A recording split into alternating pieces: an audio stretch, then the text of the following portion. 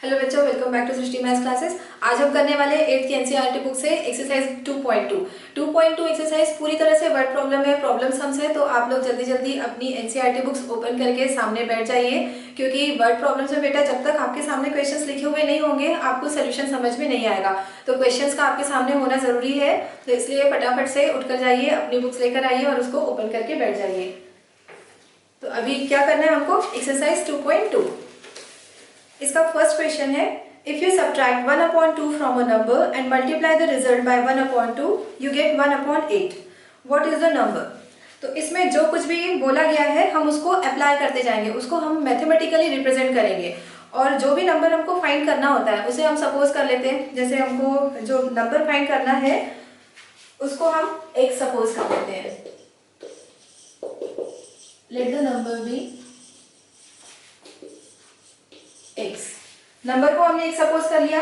अब इसके आगे क्वेश्चन में क्या क्या लिखा हुआ है, if you subtract 1/2 from the number, इस नंबर में से x को अगर हम सब्ट्रैक्ट करते हैं and multiply the result by 1/2, और सब्ट्रैक्शन के बाद जो भी रिजल्ट आता है, जो रिजल्टिंग वैल्यू आती है उसमें फिर से 1/2 मल्टीप्लाई करना है, यू गेट 1/8। तो एज एन आंसर हमको मिलने वाला है 1/8। अब इस इक्वेशन को सॉल्व करते हैं।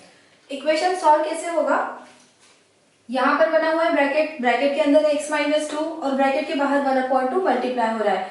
तो 2.1 एक्सरसाइज के टाइम पे भी मैंने समझाया था, किसी भी इक्वेशन को सॉल्व करने का मतलब है वैल्यू ऑफ x फाइंड करना, और वैल्यू ऑफ x को फाइंड करने के लिए बेटा हम उसके साथ जितने भी नंबर्स हैं उनको वहां से हटाते हैं, one by one, step by step हम सारे नंबर्स को हटाएंगे। तो कैसे हटाएंगे, सबसे पहले ये 1/2 जो है ये हटेगा, और किस तरह से हटेगा वो देखिए। 2 डिनोमिनेटर में है तो क्रॉस मल्टीप्लिकेशन से इसको हम ले आएंगे ऊपर, इस तरह से ये 2 ऊपर आकर मल्टीप्लाई हो रहा है, और यहाँ पे कैंसिल कर लेंगे, 2 × 1 = 2, 2 × 4 = 8। तो अभी हमको ये आ रहा है, अभी मिल रहा है x - 1/2 = 1/4। 1/2 लेफ्ट हैंड साइड में सब्ट्रैक्ट हो रहा है, तो ऑब्वियसली अब ये राइट में जाएगा तो क्या होगा, ये भी मैंने लास्ट वीडियो में बताया था कि अगर लेफ्ट साइड में जो भी काम हो रहा है, लेफ्ट हैंड साइड में जैसे अभी सब्ट्रैक्शन हो रहा है, तो राइट में जाकर क्या होगा, एडिशन। अगर ये वैल्यू लेफ्ट टू राइट जाएगी तो उसको हम ऐड करेंगे, उल्टा काम करना होता है हमको। अब ये रेशनल नंबर्स है, रेशनल नंबर्स को कैसे ऐड किया जाता है, डिनोमिनेटर्स का ले लेते हैं LCM. LCM of 2 and 4 will be 4, और फिर इस एलसीएम को एक एक नंबर के साथ रफ में मल्टीप्लाई करते हैं। तो 4 4 कैंसिल होकर फर्स्ट टर्म मिल गया 1, और सेकेंड टर्म है 1/2। यहाँ भी एलसीएम मल्टीप्लाई करेंगे, 2 × 1 = 2, 2 × 2 = 4, सेकेंड टर्म मिल रहा है 2। तो x की वैल्यू क्या आ जाएगी, 3/4। तो अब फाइनल आंसर लास्ट में लिखना चाहिए।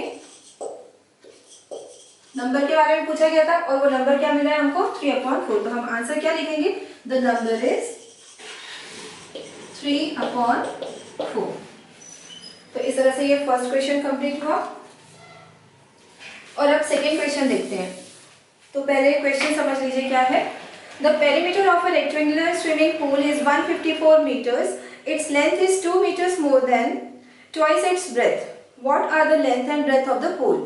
कोई रेक्टेंगुलर स्विमिंग पूल है और उस स्विमिंग पूल के बारे में बताया हुआ है, its length is 2 meters more than twice its breadth।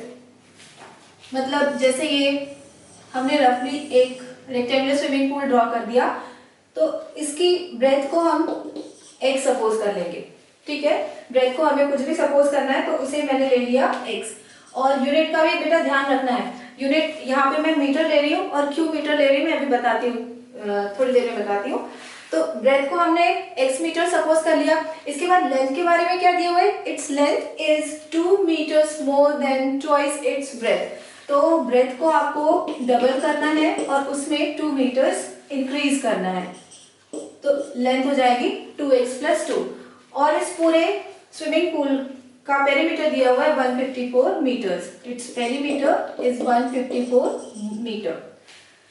तो अभी मैंने थोड़ी देर पहले बोला था कि जब भी हम एज्यूम करेंगे तो यहाँ पर भी यूनिट हमको लेकर चलना होता है। तो यूनिट मैंने मीटर्स क्यों लिया है, क्योंकि हमको पेरीमीटर क्वेश्चन में दे रखा था, पेरीमीटर इज 154 meters, तो पेरीमीटर की वैल्यू मीटर्स में लिखी हुई है, इसलिए ब्रेथ और लेंथ को भी हम मीटर में एक्सप्रेस करेंगे। तो इसके स्टेटमेंट्स किस तरह से लिखेंगे, let the breadth of the pool be x meters. breadth x meters हो गया, तो क्वेश्चन के अकॉर्डिंग लेंथ कितनी हो जाएगी? Length is 2 meters more than double the breadth, तो 2x plus 2 meters लेंथ हो गई. इसके बाद पेरीमीटर गिवन है आपको, पेरीमीटर है 154 मीटर्स और पेरीमीटर का फॉर्मूला होगा 2 into L plus B 154. Perimeter का फॉर्मूला आपने बचपन में पढ़ा होगा ना. पेरीमीटर ऑफ रेक्टेंगल होता है choice of length plus breadth. अब लेंथ और ब्रेथ दोनों की वैल्यूज हमारे सामने लिखी हुई है. इन वैल्यूज को यहाँ पर हम सब्स्टिट्यूट करेंगे. एल की जगह पे क्या पुट करोगे? 2x प्लस 2, 2x प्लस 2 और ब्रेथ की जगह पे क्या आएगा? x. अब इसको सॉल्व करेंगे. 2x प्लस x, पहले ब्रैकेट सॉल्व कर लेते हैं. 2x प्लस x ये हो जाएगा 3x और साथ में ये प्लस 2 है. और ये जो दो टर्म्स थे ये लाइक टर्म्स थे इसलिए इनको मैंने ऐड कर लिया, लेकिन 2 जो है वो एक अनलाइक टर्म है तो उसको अलग से प्लस 2 एज इट इज रहने दिया. और ये वाला 2 कहाँ जाएगा? ये 2 जो है ये पूरे ब्रैकेट के साथ मल्टीप्लाई हो रहा है तो राइट हैंड साइड में जाकर वो डिवाइड होगा. 154 डिवाइडेड बाय 2. यहाँ पर इनको कैंसिल कर लेते हैं. 2 1 2, 2 7 14, 2 7 14. तो कैंसिलेशन के बाद 77 आया है. अभी आगे और सॉल्व करना बाकी है. इस 2 का क्या करेंगे? 2 लेफ्ट हैंड साइड में ऐड हो रहा है, जब ये ट्रांसपोज होगा तो राइट में जाकर सब्ट्रैक्ट हो जाएगा. तो 77 में से 2 माइनस करना है. 3x equals to 77 minus 2 implies 3x equals to 75 और फिर लास्ट में x की वैल्यू क्या आ जाएगी? 75/3.